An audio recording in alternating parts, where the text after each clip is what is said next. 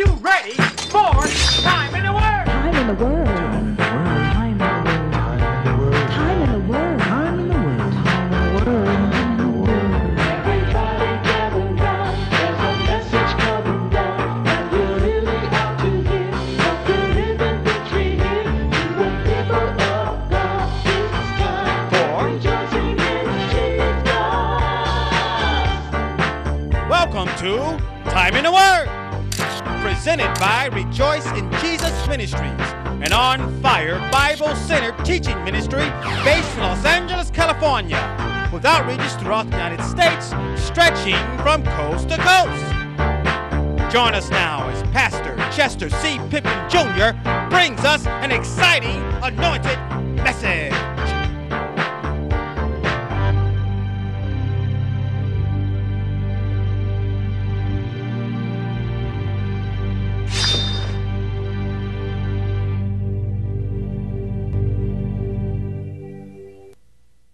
Intricately made, fearfully and wonderfully made, that our soul should know right and well. That body is deep. Do you know what it takes to do this? I can't grasp it. That's a little bit too high for me. Kevin and Nicole might know. They might tell you, see, what happens is in your brain, you make a decision and it sends something down the central nervous system to give electrical impulse, and then the blood with the oxygen gives you the energy so that you can they can just get deep with it.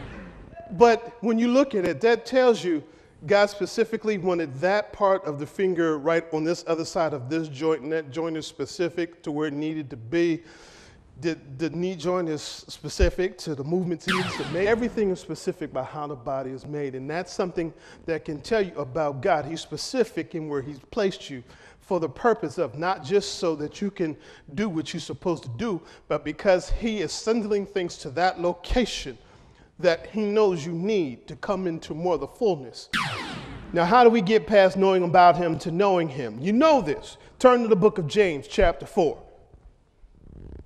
And again, it's important to know Him, not just know about Him. He doesn't want to know us. He doesn't want us to just stop with having an institutional, academic, intellectual knowledge about Him. He wants us to know Him. And we spoke a little earlier about the different ways you can get to know Him. We said you can read the Word, you can read His writings. And I gave you a little sidebar on that, how when you're reading His writings, let Him speak it to you. Don't just try to figure it out because you can't. Because like I said in Jeremiah 33, I think it was verse 3, come, call to me. I will break it down to you. I will show you things you don't know in an adder He made for me, things you, George, can't figure out because you think you can, but you can't. I got to reveal it to you. So when you read that word, ask me, what did I mean when I said this? James chapter 4, verse 8. Draw nigh to God, and He will draw nigh to you. That's pretty simple. What does it mean to draw nigh? Come close. I remember there used to be this Fred Hammond song I used to like. I want to be close to you. I want to be close to you. I want to be close to you. That's my desire. Simple. I'm not good at remembering words of songs. That's why I'm always looking up at the slide. I remember music. I don't remember the lyrics, but that lyric is one I still hear. Draw nigh, and He will draw. Just come close. Some people think it's this real deep thing. Well, how can I get to know Him? Starts with drawing nigh. What does that mean? Is there some procedure? Do I need to lay prostrate, and do I have to fast for 30 days or 40 days, complete fast like Jesus did? And then when I get up, do I have to sing 3 praise songs, 1 worship song, and then give an oblation offering, sacrificial? Do I need to stand on one leg? Do I need to turn to my neighbor and say, how you doing, before I can come close to God? Now, there's a purpose and there's a place for getting prostrate. There's certain times when you will need to fast and pray. I'm not saying that stuff is not useful, but when it comes to just keeping it simple, the Lord said, let's keep this stuff simple. Let's break it down to the basics. basics, because sometimes we get so caught up in the steps that we forget what the purpose of it is. And he was even telling me today, keep it simple, because the way he breaks the work down to me, I get all convoluted and deep looking at all these cross references, looking up the definitions, and I want to take y'all down those bunny trails with me. It makes sense to me, but that if I gave it to you the way he gives it to me, we'll be here for a couple hours. The Lord says, no, don't do that. Let's keep it simple. And the thing about coming to God is you just step to him. Step to him. And as you step to him, I want to encourage you to have a heart of expectancy, saying, you said in your word, if I draw nigh to you, you'll draw nigh to me. So I'm stepping to you right now because I want to know you. I want to be with you. And sometimes hang out. Sometimes he might rush in and you might feel a whoosh, you might feel a goose pimple. And sometimes you won't immediately feel that, but hang out. Let's then turn to book of Zechariah. Yeah, that's one of them books. Zechariah, where is that? Where is Zechariah? I ain't turned to that book in a long time. For me, since I use my computer, I just type in Zechariah. Chapter 1, verse 3. Therefore say unto them, thus saith the Lord of hosts, turn ye unto me, saith the Lord of hosts, and I will turn unto you, saith the Lord of hosts. Again, it's simple. Turn to him. He's going to turn to you.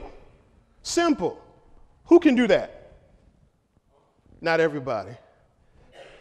Just a few of us. It's that simple. We don't have to make this deep and convoluted. Turn to him and he will turn to us. Draw nigh to him and he will draw nigh unto us. That's how we begin to know him. Step into him, drawing nigh to him, turning to him. Let's turn to the book of Jeremiah, chapter 29. The book of Jeremiah, chapter 29. We know this stuff. But sometimes we take this stuff for granted. We read right past it, what he's saying. And we're sitting here having certain struggles in our life. And there are going to be struggles, but there's a way to go through it. Because he wants to be co-workers together with us. He wants us to know that his grace is sufficient for us. He wants us to know that I will be with you. I don't care how high the waters rise. I don't care how hot the fire burns. I will not allow the water to overflow you, and I will not allow the fire to kindle upon you. I'm going to be with you through it all. But how can we put faith in that if we don't know him? Book of Jeremiah, chapter 29, verse 11.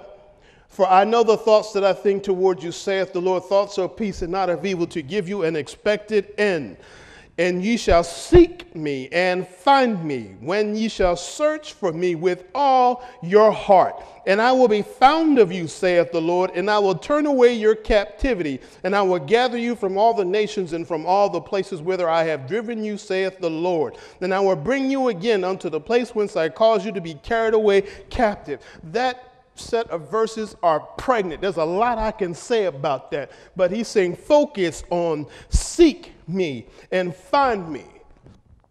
But here's the thing, we can stop with saying seek and find, but he has something else there that adds a little bit more. When you search for me with all your heart, just set your heart to seek after him. We know what it means when we want to seek something. We know when we're really casual. It would be nice to know. You know those things. It'll be nice. I'll figure it out one day. Maybe the next time, I'll go over to Miss Linda's house. I can ask her about it. But if you really wanted to know about Linda, you'll say, hey, Linda, you'll call her up. If you don't have her number, you'll ask somebody who has her number. You ask Miss Irma. Miss Irma, I want to talk to Miss Linda. Can you give me her number, or is it okay? Can you ask her if it's okay for you to give me her number? There's a procedure there. It's a pretty good one. Instead of somebody just giving somebody else somebody's number, ask the person before you give the number. That's for free. But the thing there is because somebody really wanted to talk to Linda, they didn't know how to. They just didn't take it casual, say, I'll wait till Saturday when I see her, because she's probably going to be on camera, or she's probably going to be praying over folks, slathering them down with oil and stuff, on their hands, not the forehead. That's my preference. Linda knows that. See, Linda knows my ways on that because why? Because we have relationship. That's for free. That's an example. But because we're talking about seeking with all your heart, made it your purpose to talk to Linda because you wanted to find out about her. So you set about to find her. If I don't know a number, I'm going to find somebody who does. And then when I get their number, I'm going to call her. And if I don't get her immediately, I'm going to leave her a message. If she doesn't respond quickly enough, I'm going to send her a text.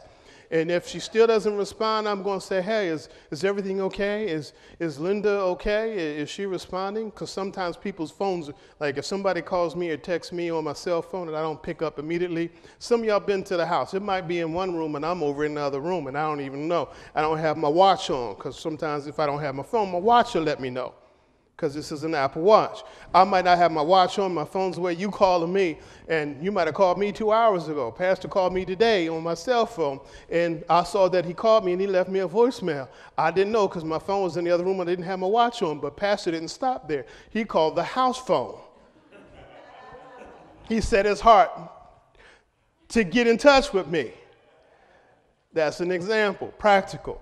That's what it means. That's one of the ways. We can go deeper into that, but I don't need to spend too much time on that. Do y'all get what I'm saying about what it looks like to really seek somebody? Not casually, but purposefully with all your heart. But he says if you seek him, he will be found of you, right? And I already told you in the book of Jeremiah 33, like, call unto me and he will answer thee and he'll show us great and mighty things. And in Matthew chapter 7, go to that. Matthew chapter 7. I'm trying to reinforce this stuff so that you can see the patterns. Matthew chapter 7, verse 7. Ask, and it shall be given you. Seek, and ye shall find. Knock, and it shall be opened unto you. For everyone that asketh, receive, and he that seeketh, findeth. And to him that knocks, it shall be opened. Or what man is there of you whom if his son ask bread, will he give him a stone? Or if he ask a fish, will he give him a serpent? If ye then being evil know how to give good gifts unto your children, how much more shall your Father which is in heaven give good things to them that ask him? Because if somebody comes to me, ask me for something, if it's in my power and if I'm in the mood to, I'm going to help you out. Because I'm human, that mood thing comes in. Because sometimes I just don't feel like it. My flesh overrules my spirit. And I say, I ain't feeling it today. Or sometimes it's not about that. It's just, I'm tired and I just don't have it. Can I get back to you another day? Or you might need a little help with something. You might need a couple dollars. I might not have a couple dollars.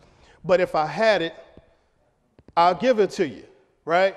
If me, and I admitted my fleshly failings, would like to give you things that you ask, how much more so than God who is resourceless? Did I say resourceless? Who's there's no end to his resources. Let me clean that up. His resourceful. Let's break out with that word, resourceful. And full of good intentions. I know the thoughts that I have towards you. If you, me, George, would like to do something good for you, how much more so than God, who loves you to the uttermost with an everlasting, unconditional love, full of my resources, how much more will I want to do things for you? If you ask of me, why will I withhold? If I withheld not my son from you, because I gave you my son. Remember? I gave you my son. I let him take upon himself flesh. And when I sent him in the flesh, I knew that you would abuse him, you would bruise him, you would wound him, you would paint, you would nail him on a cross, then pierce him in his side. And I knew that you would put a throne of corns around him. You would spit on him, you would talk about him, you would call him out his name. I sent him knowing all that. I knew that you wouldn't just receive him saying Hosanna, put him on a donkey and throw flowers at him. I knew that you would spit on him. I knew that. If I didn't hold him back from lowering himself to take upon himself your fleshly form, and we can clean this up all day long. I can take a shower with some shea butter soap, and then I can, put some nice lotion on it, then I can put my Bleu de Chanel on me all day long. I still ain't gonna smell as good as Jesus.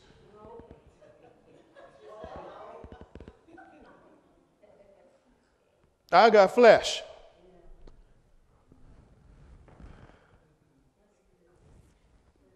He put it on. If he did all that, why would he withhold from you an answer? Maybe it doesn't come as quickly as you want. Maybe it doesn't come through the channel through which you would prefer to get it. I won't hear it from Miss Shelley. I want to hear it from Jill. Nah, forget Jill. I want to talk to Mark, because I know Mark, he's going to get thorough in his answer.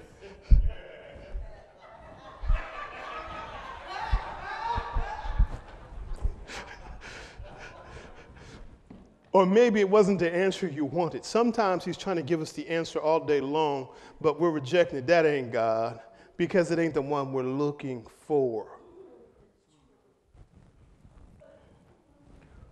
And why is all this so important? I'm just going to sum this thing up real quick. Go turn to the book of John, chapter 17. Book of John, chapter 17. Why is it important for us to know him, not just to know about him? I'm a why. It's important, and God wants us to know the whys, because sometimes when he says thou shalt not, some people get stuck at the thou shalt not. They don't go deep into saying why he said that. There's a reason why he said flee fornication. There's a reason why he said thou shalt not covet.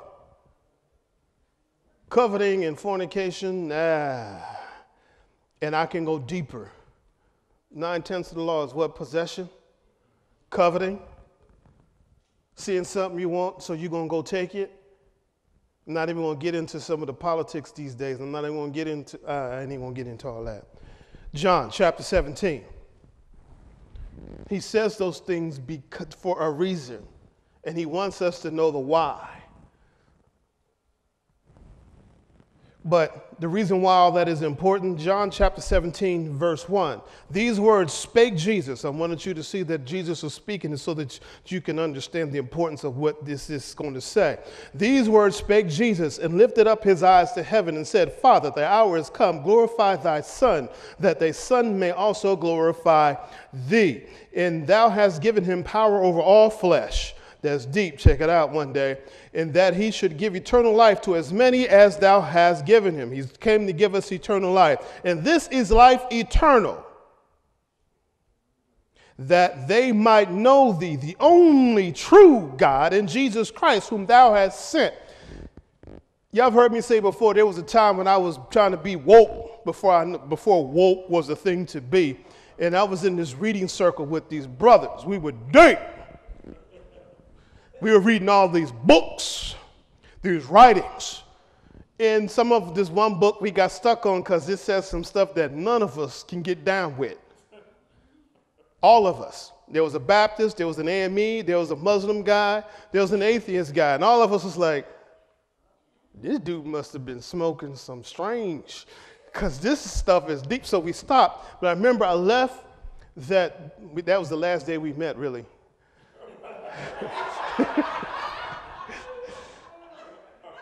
And I remember it was a nice sunny day. I was in Washington, D.C.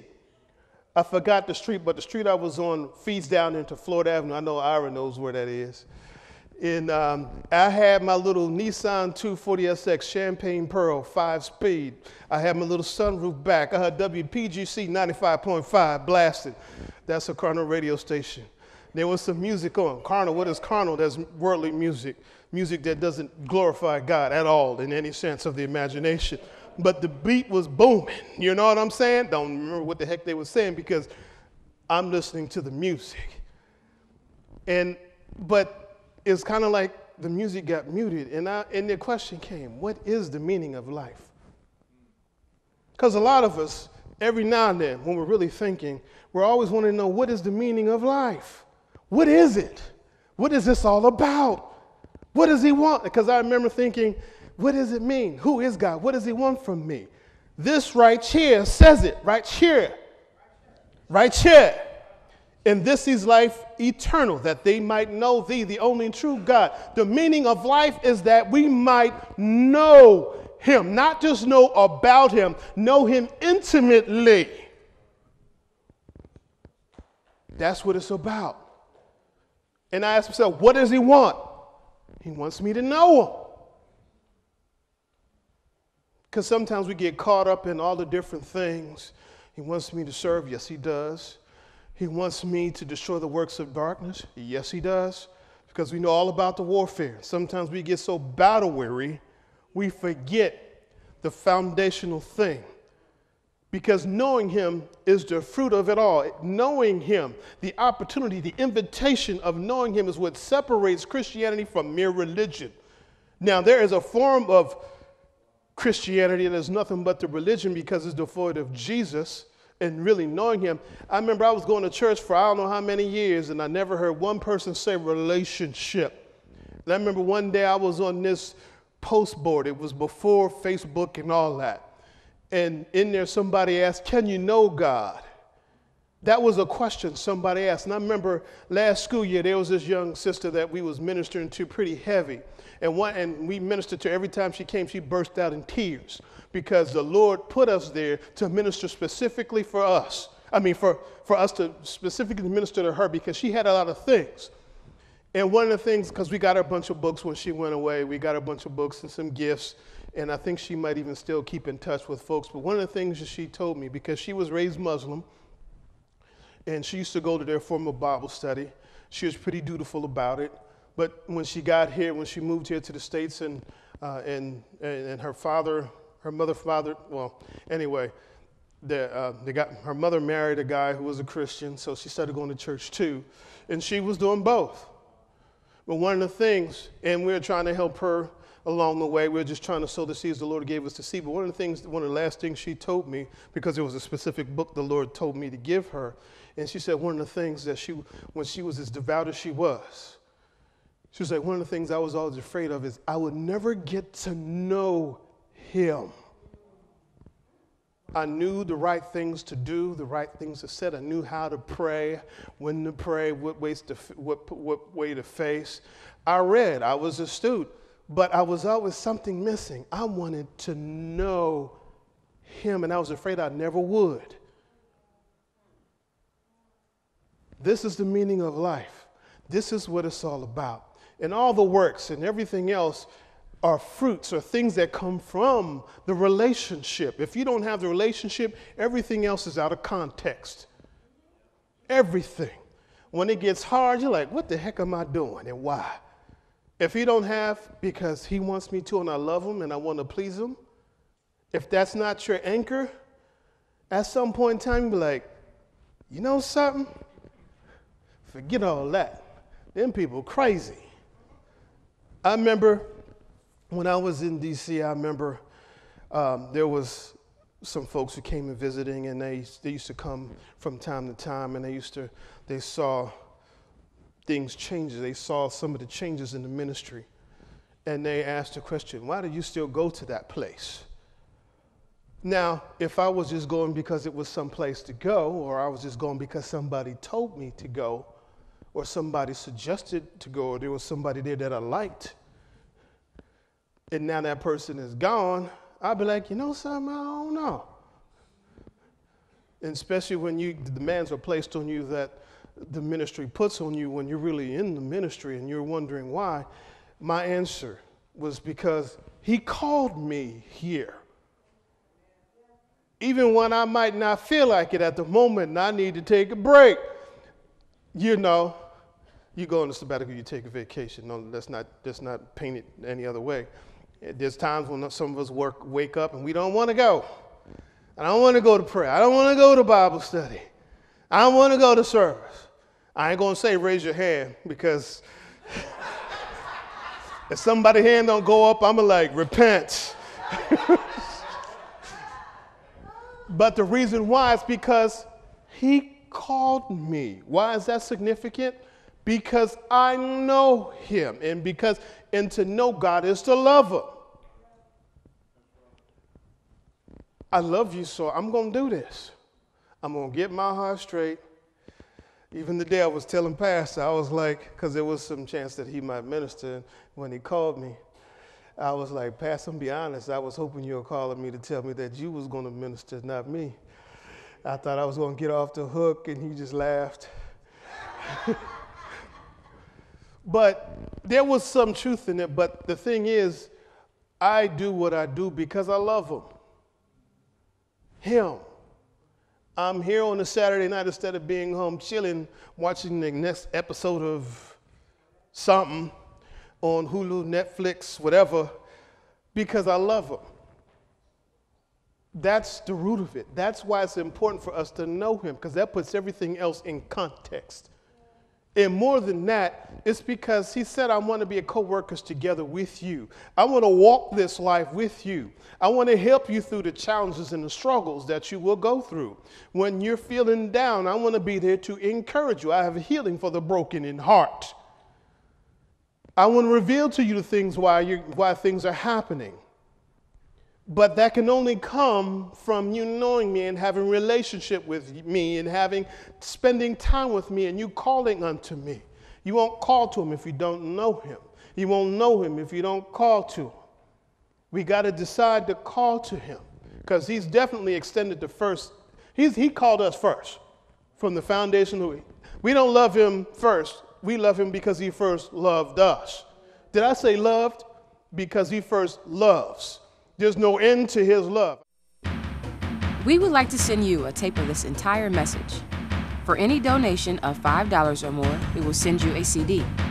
For any donations of $12 or more, we will send you a DVD.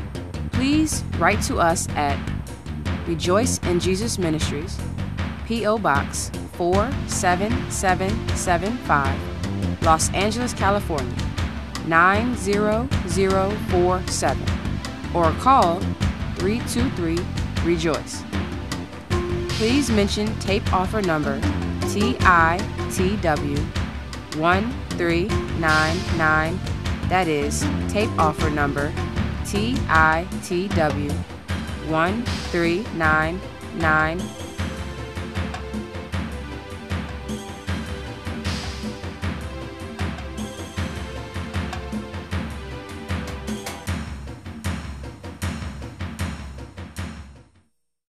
Hi. You know the Bible says that all things are upheld by the power of this word. That means when you put the word in your heart, it will produce life and health to all your flesh. It will also produce faith so that whatever you come up against, you can overcome it. But remember, you won't have the victory you desire unless you make a decision to not allow anything to get in the way of your intimacy with Jesus, nor allow anything to distract you from your time in the Word. Thank you for watching Time in the Word. If you were blessed by today's message, we'd love to hear from you. You can write us at P.O. Box 47775, Los Angeles, California, 90047, or call us at 323-735-6923. That's 323-REJOICE. And if you're in the Los Angeles area, visit our worship service on Saturday nights at 7:30 p.m., 1304 Cochran Avenue, corner of Cochran and Packard Street. And again, thank you for watching Time in the Word.